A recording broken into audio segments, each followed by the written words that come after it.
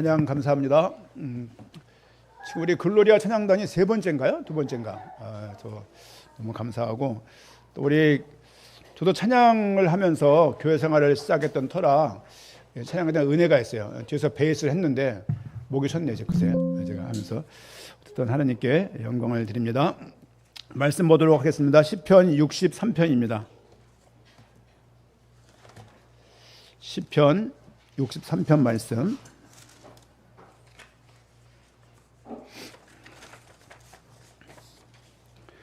사실 이 본문은 제가 확인을 안 해봤지만 몇 년 전부터 계속 가슴에 품고 있는 말씀 중에 한 말씀이고요. 63편, 62편은 거의 쌍둥이 이어지는 시편이라고도 말할 수 있는데요. 오늘은 63편 말씀 제목은 광야에 있을 때라는 제목 가지고 소제목이 있다라면 광야에도 하나님이 계십니다. 그런 좀 방향성을 가지고 시편 63편을 말씀을 보도록 하겠습니다. 우리 1절부터 다 읽긴 그렇고요. 우리 4절 말씀까지 같이 읽도록 하겠습니다. 같이 읽겠습니다. 하나님이여 주는 나의 하나님이시라. 내가 간절히 주를 찾되 물이 없어 마르고 황폐한 땅에서 내 영혼이 주를 갈망하며 내 육체가 주를 앙모하나이다. 내가 주의 권능과 영광을 보기 위하여 이와 같이 성소에서 주를 바라보았나이다. 주의 인자하심 생명보다 나음으로 내 입술이 주를 찬양할 것이라. 이름으로 나의 평생에 주를 송축하며 주의 이름으로 말미암아 나의 손을 들리이다. 아멘.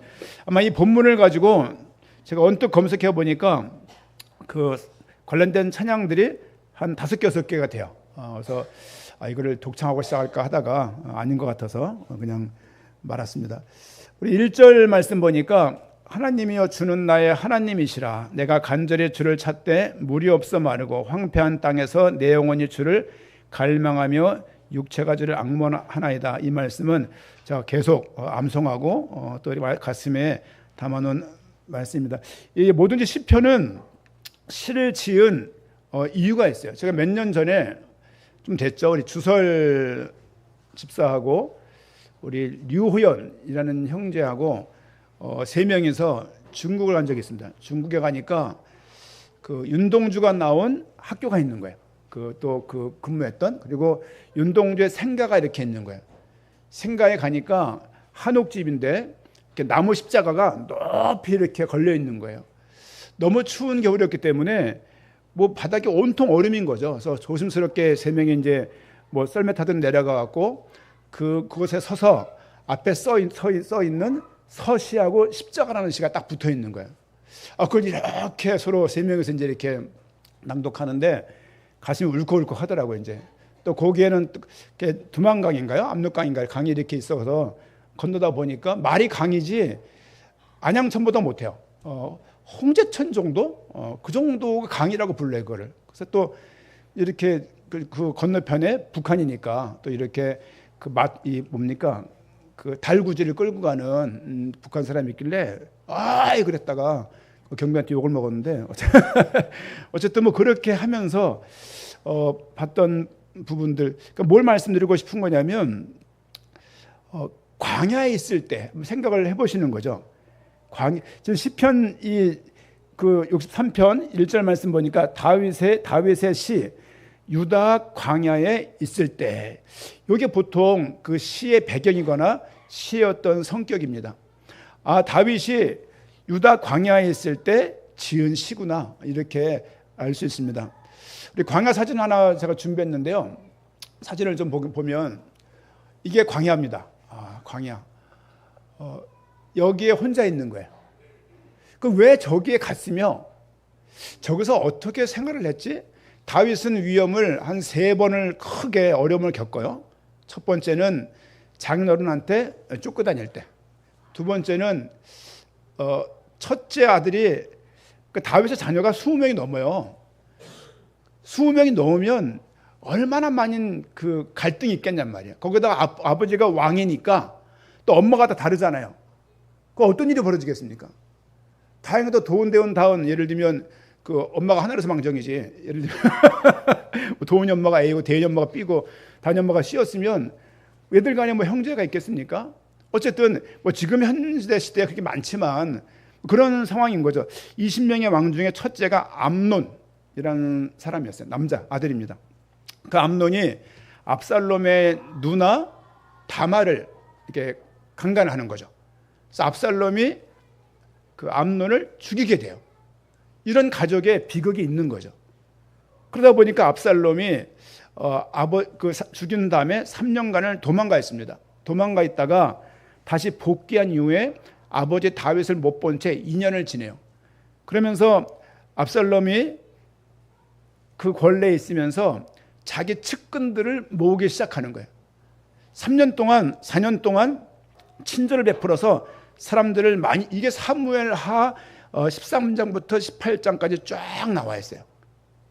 그러니까 그 사무엘하 13부터 18장까지가 오늘 시편 63편의 배경이다라고 보시면 됩니다. 그리고 실제 다녀갈 즈음에 아이도벨이라는 그런 어떤 신하 한 명과 반역을 일으키면서 아버지를 죽이겠다고 이제 병사들을 데리고 무장을 해서 총칼을 들고 아버지 침실에 뛰어드는 거예요. 그 아버지가 그 이후에 도망갑니다. 도망가서 짧게는 몇 주, 길게는 몇 개월 동안에 광야에 있는 거예요. 그때 쓴 시예요. 생각을 해보면 다윗의 인생이 그렇게 편안하지 않았습니다.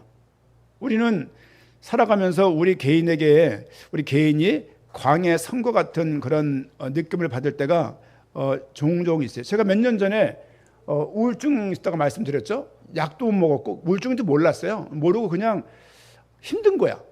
뭐가 힘드냐고 물으면 다 힘들어. 그 가운데 또 교육자니까 또 이렇게 얼굴 딱 정리하고 말씀을 전하고 사역을 감당하지만 기도하면서도 힘든 거예요. 이렇게. 그러니까 이런 힘든 것들을 본능적으로 이렇게 집사람한테 말하는 성격이 아니에요. 그냥 견뎌서 나가는 타입이지. 그 대가로 현사 보면 힘들다고 말하면 이겨내 이렇게 말을 해서 약간의 좀 미안함은 있지만 어쨌든 그런 상황입니다. 다윗은 그런 상황에서 그 광야 같은 현실 속에서 얼마나 고독했을까를 생각해 보는 거예요. 저 광야에 나가니까 도울 사람이 아무도 없습니다.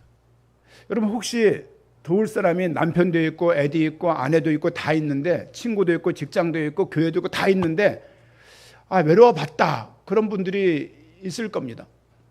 예를 들면 노년기에 접어든, 저도 곧 노년기에 접어들 건데요. 노년기에 접어든 사람들은 갖게 되는 매일같이 많은 게 무너지고 가슴속에 많은 우울이 그래서 엄습할 거 아닙니까?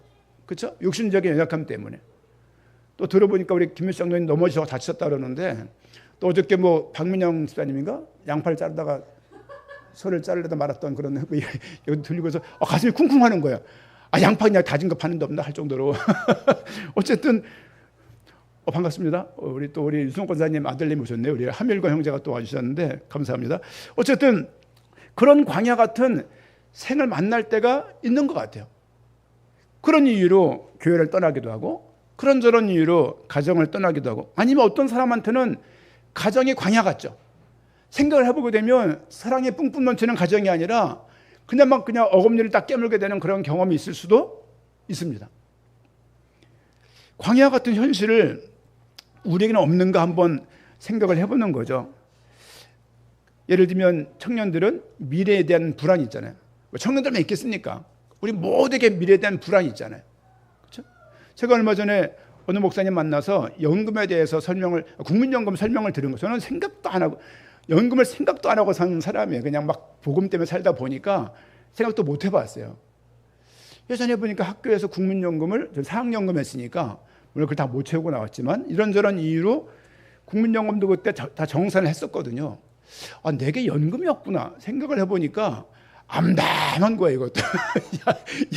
야 노령연금만 받는 거야? 생각이 들기도 하면서 이거 어떻게 준비를 해야 되지? 준비를 뭐가 됩니까? 그러면서 장로님들하고 상의 한번 해야 되겠다 생각도 이제서야 그냥 막 살다 보니까 삶에 특별한 준비 없이 막 뛰어온 거예요 여기까지. 그런 생각을, 그러니까 미래에 대한 고민은 다 있죠. 청년들도 마찬가지죠. 이 직장 들어가려고 원해서 직장 들어갔는데 막상 들어가 보니까 어려움이 많을 거 아닙니까? 그렇죠? 지금 뭐 우리 예은이도 8월 달이면 또 인턴 사원으로 들어가서 이제 그걸 시작한다고 이제 그 듣게 됐어요. 또 우리 하은이는 또 취업을 준비하고 있는 상황이고, 그러니까 이런 상황들이 쉬운 게 아니죠. 또 우리 뭐 또 다 그 가정 이야기인데, 민재 또 일본 가 있잖아요. 일본에 취업을 하게 되면 또 어려움이 또 얼마나 많겠습니까? 등등등등. 그렇죠? 또 여러 가지 알바 직장을 다니다가 학교를 간 우리 서지연이는 또 얼마나 복잡하겠습니까? 학생이니까 좋겠다고 말하지만 나름대로 얼마나 많은 게 있겠어요. 그렇죠? 뭐 이 더운데 불 앞에서 하루 종일 조리를 하고 있는 도원이 또 어떻겠습니까? 그냥 에어컨 앞에서도 땀을 흘리는 친구인데 불 앞에서 기름을 튀기고 단체 급식을 500~600명걸 해내니 얼마나 전쟁 같겠습니까? 집에 돌아오는데 복층이니 복사열 때문에 또 얼마나 덥습니까? 뭐 등등등. 이런 일들이 우리 삶 가운데 가득가득한 거예요. 그렇죠? 냉장고를 열어보이면서 건강식 하고 있다면서 다은이가 닭가슴살을 그냥 한 통 넣는 거거든. 쟨 닭 되겠다. 쟨 저거 먹다가 알을 낳던가 닭이 되겠다 할 정도로 걱정이 되는 거죠. 왜냐하면 어려서 아팠던 친구이기 때문에 뭘 다 해보게 되었지만 또 건강에 대해 그러면 뭔가 가슴이 쿵쿵 이런 게 있는 거죠. 또 그것뿐입니까? 삶을 살면서 자녀의 문제, 경제의 문제, 건강의 문제가 실제 우리 삶 가운데도 너무나 많다. 사실 우리도 저런 광야에 물리적으로 안 서 있을 뿐이지 우리 내적으로 많은 광야에 사실은 서 있는 현실 속에 우리가 있다라고 생각을 할 수가 있습니다. 동의하십니까? 네. 제가 몇 년 전에 잘 못 들었던 말인데 오래간만에 들었던 말이 있어요. 번아웃이에요. 번아웃. 번아웃이 뭡니까? 다 타서 없어진 거예요. 상담을 했기 때문에 번아웃 신드롬, 그래서 번아웃 증후군 이런 말을 제가 들은 적이 있습니다. 그게 뭐냐면 기력을 소진해서 정신적인 피로를 느끼면서 무기력증과 자기 혐오, 그다음에 일을 할 직무 거부, 그러니까 일이 너무너무 싫은 거예요. 직무가 거부의 상태에 빠져서 탈진하게 되는 것을 번아웃 신드롬이라고 말을 합니다. 이거는 누구나 걸릴 수 있는 것이고 누구나 사실은 이 상황을 지났을 수도 있어요. 최 목사님은 번아웃 신드롬 없었습니까? 제가 우울증으로 막 약간 몇 개월 헤맬 때 그때 이게 있었던 것 같아요. 이게. 여러분, 우울증이라는 것은 또 누구에게나 올 수 있습니다. 나는 우울증을 우울한 감정, 우울증 말고 우울한 감정을 한 번도 나는 당해본 적이 없다. 알아본 적이 없다. 이 사람은 또 다른 병이 있는 거예요. 이 사람은 병원에 가야 돼. 우린 다 우울해요. 왜냐하면 삶이 그만큼 쉽지 않은 거예요. 여러분, 돈 10,000원 쓰는 건 쉽지만 돈 10,000원 내 주머니에 넣어보려 보십시오. 얼마나 그게 힘든 일인가. 그렇죠? 여러분, 우리 모두가 광야 같은 현실 속에 있고 사실은 다윗도 그와 똑같은 어떤 면에서는 더 나쁜 환경 속에서 광야 같은 현실 속에서 실제 있으면서 이 시를 지었다고 하는데 이게 말이 되나 그런 생각도 있고 다윗은 무엇을 발견했길래 이런 시를 지을 수가 있지? 다윗에게 하나님이 어떻게 보였기 때문에 이런 시를 지을 수 있지라는 생각을 하면서 이 시를 보면은 좀 더 이해하기가 쉬울 것이라고 생각이 들고 성경 구절 한번 두 군데를 먼저 보겠는데요. 화면 한번 띄워주시죠. 시편 72편 18절 말씀 보니까 노년기를 들어가는 우리 모두가 노년기에 들어갈 거예요. 그러나 누가 앞서고 뒤서겠지만 제가 한번 읽어보겠습니다. 하나님이여, 내가 늙어 백발이 될 때에도 나를 버리지 마시며 내가 주의 힘을 후대에 전하고 주의 능력을 장래의 모든 사람에게 전하기까지 나를 버리지 마소서. 그러니까 노인이 돼가는 자신을 느끼면서 하나님께 기도하는 거예요. 백발이 될 때에도 나를 버리지 마시며. 그렇죠? 여러분에겐 이 말이 먼 것 같죠? 금방 올 것입니다. 그 아래 9절 말씀 보니까 시편 69편 4절 까닭 없이 나를 미워하는 자가 나의 머리털보다 많고 부당하게 나의 원수가 되어 나를 끊으려 하는 자가 강하였으니 내가 빼앗지 아니한 것도 물어주게 되었나이다. 내가 너무 지금 억울하다는 거예요. 내 주변에 머리털보다 많은 이상한 사람들이 생겼고 그들을 들볶고 있고 또 내가 빼앗지 않은 것까지도 내가 책임을 져야 되는 억울한 가운데 있는 상황인 거예요. 살다 보면 억울한 일이 있습니까? 없습니까? 저 지금도 잊혀지지 않은 억울한 게 몇 가지가 있는데 지금도 안 잊혀져요. 왜 그랬는지. 말하면 기니까. 지금도 그분 생각하면 가슴이 막 뜨거워져요. 그때 내가 한번 욕을 한번 하던가 멱살을 잡아야 되는데 내가 왜 그렇게 그 일을 억울함을 받고 그때 그 사람한테 욕을 먹어야 되는지를 지금도 이해 못 하겠어요.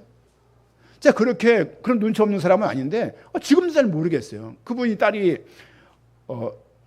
쓰레기차가 후진하다가 애를 쳤어요. 아파트 내에서. 애가 즉사한 거죠. 그 아이 장례식 가서 제가 출근 전에 장례식에서 그 구디역 근처에 있는 장례식장인데요. 그 친구 끌어안고서 펑펑 울던 사람이에요. 그때 직장 들어왔을 때 제가 안내주면서 일을 조금 돕던 사람이에요. 근데 어느 날 그 친구가 도서관 바깥에 나가고 뭐 잘 나가는 상황이 되어서 어떻게 몇 년 뒤에 다른 회의에서 만난 거죠. 만났는데 그렇게 제가 내 안건에 대해서 뭐라고 말을 막 하는 거예요. 그러면서 막 소리를 막 내려치면서 뭐라 그러는데 그때도 이해가 안 갔고 지금도 이해가 안 가요. 왜 뭐가 문제였는지. 내가 당신을 무시한 것도 아니고 의견 다룰 수 있지 않습니까? 그렇죠? 그런 생각이 지금 들어요. 뭐 그런 몇 가지가 이렇게 스칩니다. 우리 인생 살다 보면 이런 현실 속에서 어려움을 당할 수가 있고 당하는 경우가 많이 있을 텐데 오늘 시편 63편을 통해서 답을 좀 찾는 그런 시간 됐으면 좋겠습니다. 시편 63편 말씀을 좀 내용을 좀 보고 싶은데요. 두 번째는 광야에서 발견한 하나님이에요. 다윗은 광야에서 뭘 발견했냔 말이죠. 하나님을 발견했다. 첫 번째는 1절입니다. 하나님이여 주는 나의 하나님이시라. 다윗에게 뭐가 회복됐냐면 하나님이 나의 하나님인 것을 비로소 늘 믿는 믿음이 있었지만 하나님이 나의 하나님이라고 고백하는 그 믿음이 다윗에게 마음속에 쿵 하고 들어온 거예요.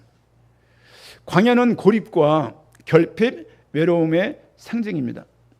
아무것도 없는 거예요. 도울 사람이 아무것도 없는 거예요. 그 상황에서 하나님이 마음속에 확신이 든 거예요. 하나님이 내 하나님이지. 그렇죠? 이 마음이 들면서 다윗이 하나님을 바라보면서 얼마 동안의 광야에 머물렀는지 모르겠지만 마음을 회복하게 되는 것을 볼 수 있습니다.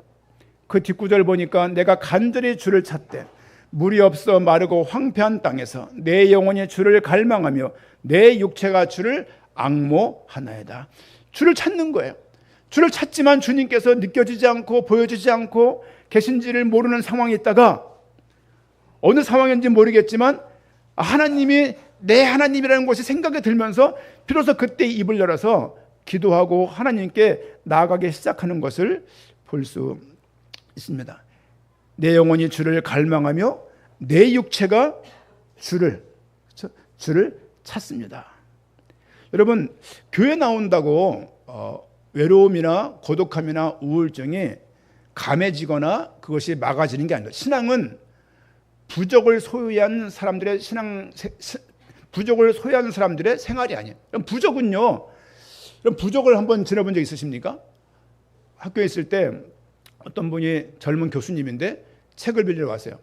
책을 빌리는데 그런 책이 또 학교에 있대요. 보니까 무슨 뭐 수상, 족상, 관상 이런 수상 뭐 손을 보는 거, 손바닥을 보는 거예요. 족상, 발바닥을 보고서 이 사람 점을 치는 거예요. 그런 책이 학교에 있었어요. 누가 기증했던 책인데 또 관광학과 어느 교수님한테 책을 받으러 갔는데 그분은 몇 번 말씀드렸죠. 이 연구실에 큰 동파이프를 피라미드를 만들어 갖고 그 안에 앉아 계신 거예요. 유명한 관광학과 애들은요 차도 스포츠카 그 당시 몰고 다니더라고요. 애들이 몇몇 애들은 그러니까 되게 부유한 애들이 많은 것 같아요. 그런데 관광학과 그 교수가 동파이프 아래 피라미드 아래에 들어가 앉아 있는 거예요. 대화하다 보니까 네팔인가 어디 가다가 그런 천지의 기운을 받는 방법을 배운 거예요. 그게 뭐냐? 동파이프를 만들어서 그 안에 들어가 앉아 있는 거예요. 연구실 들어갔는데 책은커녕 그런 상태에다가 이상한 그림, 어두운 색채, 이상한 그 도구 같은 것들이 연구실 안쪽에 가득 걸려 있는 거예요. 그러면서 그분이 책을 기증해 뒀는데 기증에 대한 책이 다 그런 얘기들이에요. 관상, 뭐 이런 연초의 운수, 전부 이런 거. 그냥 이상하게 전부 미신과 관련된 그런 이상한 뭔지도 모르겠어요. 그런 사진들, 책들을 기증해 주는데 제가 받았다가 다 버렸어요. 제가 각서 받았거든요. 도서관 정책에 의해서 필요하지 않는 책들은 도서관에 몇 주 몇 항에 의해서 이미 처리할 수 있는 문구가 있어요. 그걸 보여주고 살짝 보여주고 사인 받고서 와가지고 나중에 다 치워버렸어요. 그걸. 학교에 이단 사입의 책이 엄청 많이 들어와요. 신천지 책 엄청 많이 들어오고요. 하나님의 교회 통일교라는 책들이 엄청 많이 들어와요. 그 책들을 제가 그 아래서 다 막아서 다 버렸어요. 모았다가 그냥 싹 버려버리고 그냥 책을 막 그 화물차 불러서 몰래 버렸으니까. 그 교수님도 그런 책을 기증하는 거예요. 아니 퇴임 얼마 앞둔 교수님이 책을 다 기증하는 상황인데 그의 삶은 그런 삶인 거예요. 여러분 피라미드 안에서 삶이 유지되고 평안할 것 같으면 우리 모두가 다 지금 집에 들어가세요. 동파이퍼 사가지고 이렇게 그렇게 해야 돼요. 아니 한평생 그 학계의 유명한 교수로 살아왔던 분인데 개인 삶은 그런 거예요. 여러분 하나님을 나의 하나님으로 부를 수 있는 자체가 축복입니다. 그렇죠? 축복이에요. 여러분 힘든 광야에 있는 것 같습니까? 하나님을 찾으세요. 오늘 다윗을 보니까 내가 간절히 주를 찾았다. 물이 없어 마르고 황폐한 땅에서 내 영혼이 주를 갈망하며 내 육체가 주를 앙모하나이다. 내가 주의 권능과 영광을 보기 위하여. 왜 그렇게 주님을 향해서 갈망하고 앙모했냐? 주의 권능과 영광을 보기 위하여. 이와 같이 성소에서 주를 바라보았나이다. 무슨 말이냐면 주 앞에 예배를 드리면서 예배 속에서 주의 권능과 영광을 결국 보게 된 거예요. 여러분 삶을 살아가면서요 하나님의 영광을 볼 수 있어야 돼요. 내 삶은 정말 광야 같은데 하나님이 살아계시고 나를 돕고 있구나 이 생각이 가슴 속에 딱 들어오지 않으면요 인생이 불안해서 못 살아요. 이 압박감, 불안감, 미래에 어떻게 삶을 유지해 나갈 수 있을지 뒤앉아 있다 보니까 성도들의 뒷모습이 보이잖아요. 왜 이상한 짓한 뒤 목에다가 팥을 저렇게 잔뜩 바르고 왔을까? 야구하다 공을 맞았나? 아니면 잘못 짰나? 여러분 삶이 별거 아닙니다. 잠깐 웃다가 잘못 자면요 목에 삐끗해가지고 며칠 동안 고생하지 않습니까? 저 이번 주에 그 무주 예반증 그런 증세가 있어가지고 지난주 잠깐 짬을 내서 병원에 갔다가 이번 주 결과를 보러 가야 되는 거예요. 근데 무주 예반증이 아닌 것 같다는 거예요. 그거 찍어보니까 통풍 같다는 거예요. 아 나한테 통풍이 오는구나. 딱 갔는데 통풍이 아니래요. 근데 왜 아프냐고 계속 남는 거예요. 이제 이거 하나만 아파도요 여호와는커녕 막 짜증나는 거야 막 그냥. 아니 걸을 때 구두를 신어야 되는데 구두 신어 아픈 거야 엄지발가락이. 그래서 이상한 운동화도 단화를 신고 있는데 막 그런 거죠 이게. 양복에다 그거 신으면 얼마나 멋이 없어요 또. 구두 신어야 돼. 그런 마음 저런 마음 막 그랬는데 지금도 아픈데 뭐 통풍도 아니고 무죄반증이 아니라는 거예요. 이런 거 하나만 있어도 삶이 휘청휘청하거든요. 여러분 삶 속에서 하나님께서 나의 하나님, 너희 하나님이 아니라 내가 부를 수 있는 하나님이 있다고요. 그렇죠? 여러분 이사 갈 때 그냥 가시면 됩니다. 투자 가치가 있는 걸 보던가 살기 좋은 곳으로 가던가 보면 되는 거죠. 이건 나를 보고 손 없는 나를 택하고 그 자체가 미신이라고. 하나님 있는 사람들은 그런 삶에 있으면 안 됩니다. 애를 이름을 어떻게 지으면 잘 살 수 있을까 싶어서 장명소 가면 안 된다고요. 이해가 무슨 말인지? 다리 떤다고 재수없는 게 아니라고요. 그리고 제사를 지낸다고 해서 그 조상들이 후손들을 잘 돌보는 게 아니라고요. 상식입니다. 자손들이 제사를 지내서 선조들이 돌본다라면 아니 눈에 이장로님이 다민이 볼 때 얼마나 이쁩니까? 이쁘죠? 왜 이뻐요? 손자니까. 돌아가셔가지고 다민이가 제사 안 지낸다고 와가지고 걔를 괴롭혀요? 나쁜 할아버지죠. 이 상식이 이 유교 자체가 이 자체가 말이 안 되는 거예요. 아니 그냥 봐도 이쁜 그 아이를 제사상을 안 차린다고 조상들이 떼거리를 몰려와서 그의 인생을 망치게 한다? 이런 사고방식이 유교에 있는 거예요. 이 말도 안 되는 거예요 이거요. 오죽하면 공자가 죽어야 나라가 산다는 책이 다 있습니까? 중국도 택하지 않았던 거예요. 그거를 한국이 택해가지고 그렇게 하는 것이 사람들의 기본적인 삶인 것 마냥 문화인 것 마냥 예의인 것 마냥 효도인 것 마냥 말하는 것은 말이 안 되죠. 말이 안 됩니다. 그럼 필리핀 사람들이 얼마나 가족애가 강한 줄 아십니까? 중국 사람들이 가족애가 얼마나, 한국은 될 것도 아니에요. 여러분, 제사를 지내서 인생이 잘 되는 게 아닙니다. 차를 샀으면요, 안전하게 타세요. 고사 지내지 마시고요. 무슨 고사를 지내, 거기다가 돼지머리 얹어놓고. 말도 안 되는, 제가 학교가 한양대시잖아요. 마장동 옆에 있어요. 자주 갔거든요. 거기를 가면은 특수부위부터 시작해서 맛있는 고기가 많아요. 근데 돼지머리가 한결같이 시장 가면은 쫙 줄 서 있어요. 얘 웃는 거 보고서 많이 웃으면 더 비싸요, 걔가. 돼지는 그렇다고 치고요, 소 대가리도 있어. 소 대가리도 깜짝 놀래요. 그러니까 그거 웃게 만들어가지고, 어떻게 했는지 모르겠는데 웃게 만들어가지고 그걸 비싸게 파는 거예요. 어디에 쓰냐? 고사 지낼 때 쓰는 거예요. 영화 만들 때, 연극 만들 때, 뭐 사업을 출전할 때, 차를 살 때. 아니요. 나의 하나님이 있어요. 나의 하나님. 그 하나님이 없으니까 그런 짓을 하면 평생 사는 거예요. 아이들이 뭘 배우겠습니까? 아이들이 그 가운데 삶을 살게 되는 거예요. 오늘 다윗의 이 고백 2절 말씀에 내가 주의 권능과 영광을 보기 위하여 이와 같이 성소에서 주를 바라보았나이다. 주 앞에서 광야에 성소가 있겠습니까?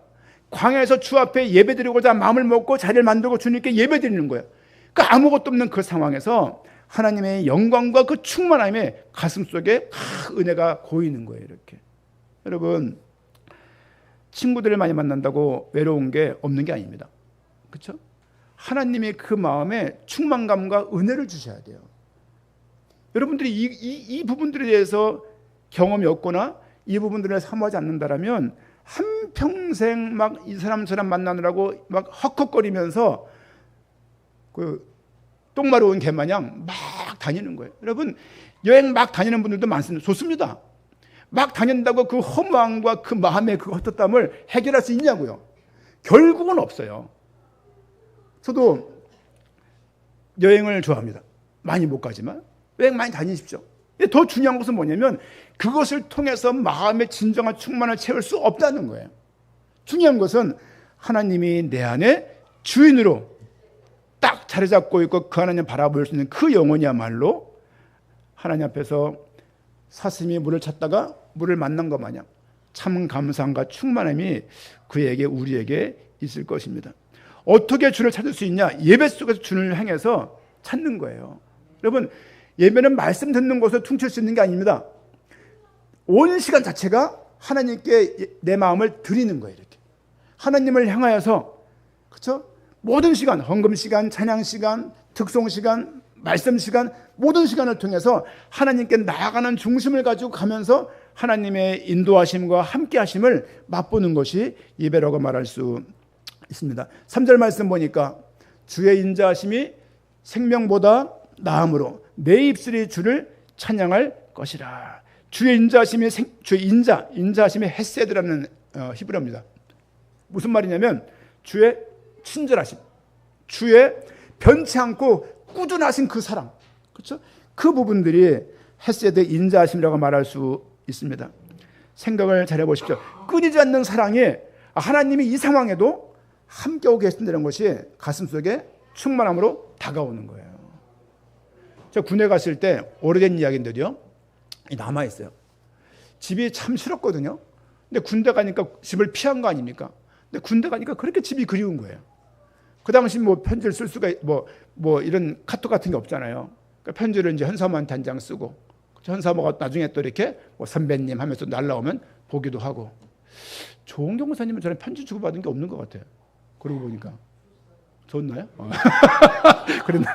아니, 편지를 거의 모든 여성들이 다 보냈는데 저 여인만 안 보낸 것 같아요. 어쨌든 간에 편지를 막 이렇게 주고받으면서 막 사는 거예요. 얼마나 집이 그리운지. 사실은 집에 있을 때 그렇게 싫고, 그 당시 뭐 가출할 수 없는 상황 아닙니까? 가출 어디래요? 그리고 또 제가 전도사니까 말도 안 맞는 말 아니에요, 이게. 제가 전도사 아니었으면요, 교역자 아니었으면요, 일찌감치 튀었을 것 같아요. 일찌감치. 여러분, 근데 그 속에서 하나님의 인자하심과 도우심이 있다는 것, 그것 때문에 사실은 하나님의 인도하심 때문에 인생이 하나님께 쭉 이끌려왔다는 생각들을 근래에 많이 하게 됩니다. 여러분, 오늘 말씀 보니까 주의 인자하심이 생명보다 나음으로, 그렇죠? 내 입술이 주를 찬양할 것이라. 단순하게 입을 열어서 찬양하는 것도 찬양이지만 내 삶을 통해서 하나님에게 감사할 수 있는 거예요. 여러분, 주의 인자하심이 생명보다 큽니다. 생명보다 귀한 사람이 있다는 것은, 그렇죠? 지금 자기 생명보다 하나님의 인도하심과 도우심이 더 크다는 거예요. 이제 광야에 딱 혼자 있고 보니까 자기가 아무것도 아닌 거예요. 여러분, 청년들, 삶을 살아가면서 자존감이 떨어지고 열등감이 막 뿜뿜 넘쳐나고 내가 아무것도 아니라는 생각이 어느 날 딱 들게 될 거예요. 그때 기억하세요. 그때도 하나님은 함께 계시는 거예요. 그렇죠? 살다 보게 되면요, 무너질 일들이 너무너무 많습니다. 또 과거에 광야가 많았던 분들도 있어요. 가정이 광야였어요. 그때 있던 그 구성 멤버들, 어머니, 아버지 다 돌아가셨고, 형제들 이런저런 또 비교되고 막 이런저런 것도 많을 거 아닙니까? 또 못 사는 것 때문에 힘들고, 또 주변에서 이런저런 막 컴플렉스 막 또 약 올리고 등등등. 저는 어려서 제 두상이 큰 편이잖아요. 저는 한 번도 머리가 크다는 생각 해본 적이 없어요. 몸이 작은 거지. 근데 어느 날 커서 보니까 군대 갔는데 맞는 하이바가 없는 거예요. 모자를 웃으면 모자가 뿅 올라오는 거죠, 이렇게. 그래서 마스크 코로나 때 껴보니까 대자인데 귀가 아픈 거예요, 이렇게. 이게 귀가 이렇게 당나귀처럼 이렇게 귀가 솟고, 왜? 아, 얼굴이 컸구나 생각을 근래 했지 한 번도 못 해봤어요. 왜냐면 무슨 운동을 해도 항상 뭐 이렇게 경쟁에 됐었고, 제가 원래 그땐 옛날 달리기가 짱이었어요. 그냥 무조건 빠르면 짱이야, 무조건. 달리기도 빠른 편이었기 때문에 열등감이 별로 없었어요. 열등감이 있다면 혀 짧은 거. 아, 이게 늘 이게 어려웠어요. 말이 자주 꼬이고, 그러다 보니까 발음을 신경 쓰려고 하니까 목이 금방 쉬고 연속되는 거죠, 이게. 어쨌든 뭐 그렇습니다. 또 어려서 안견 신경마비 구안화사를 알았어요. 뭐 그것 때문에 힘들어요. 왜? 얼굴이 이그러지니까 대인관계에 불편함이 있는 거죠. 그러다 그런 시절에 자충기 때 얼마나 힘든 겁니까, 이게. 그런 과정을 쭉 거치면서 살다 보니까 이런 상황이니까 별거 아닌 자극에도 사람이 쉽게 무너지는 거예요. 여러분, 열등감은요, 청년들은 특별히 열등감에 대해서 생각을 잘 하셔야 돼요. 책도 좀 읽으시고, 자가치유서 좋은 게 많아요. 책도 좀 읽으시고, 예배를 통해서 하나님이 우리의 어떤 외모를 보고 택하시는 것이 아니고 하나님의 큰 사랑 가운데 우리가 이미 택함받은 사람이라는 그 의식과 확신과 충만함이 있지 않으면 삶을 살아가면서 계속 이그러지는 거예요. 여러분, 작으면 작은 대로. 저는 예전에 되게 이쁜 분인데 발목에 두껍다는 이유로 치마를 안 입는 분을 봤어요. 아니, 괜찮은데 발목이 두꺼워서 치마를 안 입는데 누가 그 발목만 보나? 청년들 기억하세요. 아무도 여러분 안 봐요. 아무도 여러분 주력하지 않아요? 남 의식하지 마세요. 그냥 여러분이 편한 대로 살면 되는 거예요. 입고 싶은 거 입고, 물론 조금 건강하게 입고 너무 이상하게 입지 말고 그러면 되는 것이지, 너무 남들 신경 그럴 필요 없습니다. 그럴 필요 없어요. 살다 보면 겉모습 나게 돼 있고, 살게 나면 김이 나게 돼 있고, 살다 보면 시커멓게 돼 있어요. 아무리 그걸 발라봐도 결국은 인생은 생로병사, 결국은 늙고 병듭니다. 병들어요. 하나님이 편찮는 그 하나님이 나와 함께 한다는 그 부분에 대해서 가슴속에 믿음이 있지 않으면 변화되는 삶 속에서 계속 자빠지고 엎어지다가 시간을 다 보낼 수도 있습니다. 4절 말씀 보니까 이러므로 나의 평생의 주를 송축하며 주의 이름으로 말미암아 내 손을 들리이다. 그렇죠? 손을 드는 찬양은, 그렇죠? 여러분, 광야에서 아무도 없는데 손 들고 찬양해 보세요. 미친 거지 이게. 그렇죠? 그 뜨거운 곳에서 손을 들고 찬양하는 다윗의 마음에 들어가 있는 그 내용은 뭐냐 말이에요. 하나님께 감사하고 하나님께서 이곳까지 여기까지 인도하신 그 하나님이 기억이 되는 거예요. 여러분, 현실적으로 힘들 때 여러분이 은혜 받을 때를 기억해 보세요. 아, 내가 그때 하나님 말씀 듣고도 예배하려고 그렇게 뛰다니면서 예배 오고 새벽으로 수요예배로 금요예배로 깨워서 말씀을 사모해서 말씀을 달달 외우고 말씀을 읽고 가슴에 주님의 주는 은혜가 넘쳐가지고 울컥했던 그때, 또 그 어려운 가운데 죽을 일이 많았는데 살리시고 여기까지 이끄신 하나님을 바라볼 수 있는 그 은혜가 우리 모두에게 발견이 될 때 손을 들 수밖에 없는 거예요. 여러분 돌아보십시오. 죽을 일이 정말 많았습니다. 제가 어려서 3학년 때인가요? 제가 6학년 때가 136이었어요. 6학년 졸업할 때. 작았잖아요. 그러니까 무슨 장흥인가 어디 가갖고 물에 빠진 거예요. 송춘가 가가지고. 누가 이제 짧은 시간인데 난 죽었다. 방학 숙제 어떡하지? 숙제 다 못했는데부터 시작해서 어릴 때부터 사진이 파노라마처럼 쫙 지나가요. 그 마지막 들어가는 순간 손을 딱 잡아주는 거야. 붕 제가 뜨는 거야. 보니까 어머니예요. 나와가지고 5바이트 얼마 냈냐고 왜 5바이트 하고 또 들어가서 놀긴 했지만 어머니가 저를 살려주셨어요. 지금 쓰면 어머니가 키 작아요. 어저께도 그저께인가 가서 어머니를 이렇게 뵈는데 어릴 땐 참 짜증이 많이 났었는데 참 감사한 거예요. 감사하고 또 이렇게 저렇게 가끔 전화를 드리면서 저 집사람과 통화하는 것도 더 많이 합니다. 그래서 별거 없으시냐고 물어보고 고향에 여름에 잘 있냐고 물어보고 응가 잘하냐고 물어보고 별거 아닌 건데 또 뭐라고 말하면 또 가서 또 어머니 잠깐 뵙고 오고 그런 상황이 있습니다. 여러분 삶을 살다 보게 되면 하나님이 우리가 어렵고 위험할 때 도우셨다는 것을 알게 됩니다. 그때 그 기억으로 또 오늘을 일으킬 수 있는 거예요. 손을 드는 우리가 마지막 찬양이 뭡니까? 우리 교회에서 부르는 찬양이 두 손 들고 이거잖아요. 손 한번 들고 찬양하면 좋겠어요. 다들 출신들이 합동 장로교라서 손을 잘 안 들어요. 이렇게 가끔 손인성 권사가 오시면 손을 들까? 나머지는 손을 잘 안 들더라고 이제. 그래서 오늘은 뭐 한 손을 들든 두 손 들든 간에 이따가 찬양할 때 한번 그러면 좋겠어요.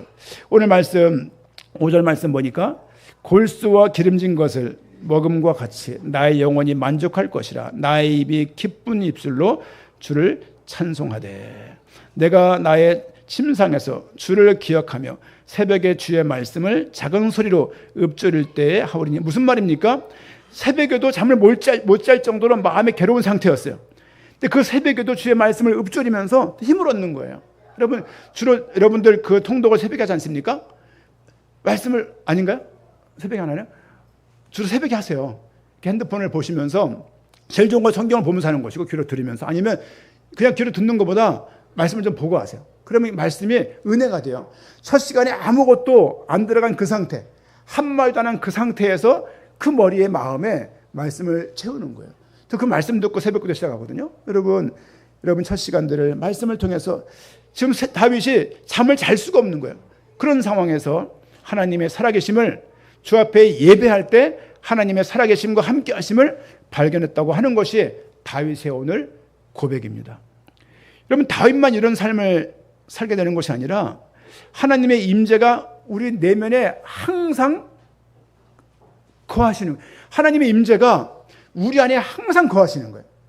성경에 반복되는 말이 뭡니까? 내가 너희 안에, 너희가 내 안에 있다는 말을 계속 성경에서, 신약에서 말씀하고 있지 않습니까? 여러분 진짜 만족은 어디서 옵니까? 이런저런 것을 입고 좋은 차, 여러분 좋은 차를 사면 얼마나 가요? 그 감격이 몇 개월 갑니까? 집을 사면 몇 개월 가던가요? 그 기쁨이 한 1년 가나요? 좋은 옷을 사면 그 기쁨이 얼마나 가나요? 좋은 반지를 끼면 기쁨이 얼마나 갑니까? 네? 결혼을 하면 기쁨이 얼마나 가던가요? 박별집사님. 네? 매일 갑니까? 지금도 손을 잡고 있는데. 네, 축복합니다. 매일, 우리 다 매일 가지 않습니까? 그렇죠? 우리도 매일 가지. 여러분, 근데 결국은 그 모든 것이 있어도 마음의 고독함과 외로움을 채울 길은 없습니다. 남편이 있다고 외롭지 않나요? 아내가 있다고 외롭지 않나요? 청년들은 모르는 이야기예요. 그렇죠? 자녀가 있다고 외롭지 않나요? 문득 제가 한 주에 한 번씩 광화문을 나가려고 애렸어요. 교보문고를 일부러 거기 가려고. 광화문을 딱 설 때마다 이순신 장군을 제가 항상 대면을 하거든요. 그 군중들에서 막 지나갈 때 나는 누구지? 그 많은 사람 중에서 아는 사람이 한 명도 없어요. 순간 그 외로움이라는 게 탁 이렇게 드는 거예요. 이렇게. 그렇지. 가끔 타임스퀘어도 교보문고가 있습니다. 거기를 갑니다. 사람이 그렇게 많아요. 거기서도 아는 사람이 한 명도 없어요. 인생을 거의 60년을 살아도 이곳에 아는 사람이 한 명도 없구나 생각이 드는 거예요. 내가 아플 때, 내가 쓰러질 때 누가 돌아봐 주겠습니까? 그렇잖아요. 하나님이 나와 함께 하시는 이것이 아니면 삶이 참 외로운 것 같아요. 내가 죽음 앞에서 헐떡이고 숨을 내쉬긴 하는데 숨을 들으실 수가 없어요. 껄떡껄떡대고 있을 때 얼마나 외로울까요? 잠깐이겠지만 이런 질병으로 누워서 산소 이렇게 마스크를 끼고 병원에 누워있을 때 간호사가 도울 수 있습니까? 의사가 도울 수 있나요? 그렇죠? 가족들도 출입할 수 있는 그곳에 있을 때 얼마나 마음이 외로울까요? 삶을 살다 보게 되면 생로병사라는 말이 너무 간단한 이야기인데 인생이 참 더덥구나 생각이 들 때가 문득 있어요. 아직 이 생각이 없다면 삶에 아직 많은 소망이 있는 거예요. 그렇죠? 그러나 나이가 먹어갈수록 직장에서 상도 받고 잘했다고 표창장도 받았는데 어느 날 구조조정 돼버리기도 하고 어느 날 국무총리상을 받고 어느 날 나라에서 이런저런 상을 많이 받았는데 갑자기 직장에서 쫓겨나기도 하고 그런 일들이 주변에 있는 일들입니다. 우리 인생 가운데 광야에 서게 됐을 때 꼭 기억하시고 혹시 지금 광야에 있다라고 말하면 하나님의 인도하시고 영원하신 그 하나님이 변천하신 그 하나님께서 함께 하신다는 것을 마음속에 확신하면 좋겠어요. 그렇죠? 마지막으로 말씀을 좀 정리하고 결론 내리겠습니다. 7절 말씀 보니까 7절 말씀 한번 같이 읽을까요? 7절 말씀 성경 보시죠. 성경 63편 7절입니다. 같이 읽겠습니다. 주는 나의 도움이 되셨음이라. 내가 주의 날개 그늘에서 즐겁게 부르리이다. 주님께서 날개 아래 우리를 품으셨다는 얘기예요. 시편을 보면서 계속 들은 말이 뭐냐면 피할 곳이 있는 자가 복되구나 생각이 계속 들어요. 피할 곳이 있구나. 우리 인생 가운데 살다 보게 되면 어느 누구도 도울 수 없는 그런 고독과 외로움이 있을 수 있는데 그런 많은 압박감과 그런 긴장과 그런 스트레스가 많이 있는데 결국 우리의 피난처가 하나님이시구나. 결국 하나님의 우리의 쉼의 공간이구나를 발견하게 됩니다. 무너지는 상황에서도 찬양에 나오는 그 이유는 하나님의 나와 함께 하신다는 것을 발견했기 때문입니다. 여러분 꼭 기억하십시오. 직장에 있든 가정에 있든 학업 가운데 있든 아니면 놀고 있든 모든 상황에서 광야를 만날 수 있다. 그 광야에서 하나님을 기억함이 옳습니다. 나중에 여러분들 우리 제자 한 명이 아이를 출산을 했어요. 이동현 집사라고 근래 아이를 낳더라고요. 아이를 이쁘다고 보내왔는데 뭐 이쁘진 않은 것 같아요. 근데 아이니까 그래서 막 신생하니까 그 목사님 뭐 제가 주례했거든요. 감사하고 드디어 7년만인가 8년인가 난 거예요. 얼마나 이쁠까요? 얼마나. 그래서 막 그 아빠 이동현이가 애를 낳는데 막 어떻게 앓을 줄 모르는가 막 그냥 그 모습에 우습기도 하면서 감사되는 거죠. 그렇죠? 그 아이가 나중에 아빠를 향해서 엄마를 향해서 해준 게 뭐 있는데 눈을 뜨면서 덤빌 날이 있을 것입니다. 그렇죠? 그러면서 인생에 이것도 아니구나를 또 알게 될 겁니다. 결국은 그런 과정을 다 겪으면서 인생에 나의 주는 내가 피할 곳은 여호와밖에 없구나 생각을 하게 될 것입니다. 오늘 말씀처럼 주의 날개 그늘에서 즐겁게 찬송할 수 있는 하나님의 날개는 피난처이며 우리의 쉼의 공간이기도 합니다. 가장 힘든 시기에 하나님을 기억하게 부탁을 드리고 그것이 무엇이든지 간에 하나님의 인도하심이 있고 하나님의 변찮으시고 광야를 가는 것 같지만 하나님의 함께하고 계시다는 것에 대해서 믿음을 꼭 갖고 그 광야가 오히려 하나님과 관계를 깊게 만드는 과정이에요. 그렇죠? 하나님이 그냥 약 올리려고 애굽에서 나오게 한 다음에 가나안 그냥 가면 될 거를 광야를 거치게 한 것이 아니라고요. 광야를 가면서 하나님을 바라보게 만드는 것이 하나님의 뜻이었어요. 꼭 기억하십시오. 광야는 하나님과 관계를 깊게 만드는 과정이다.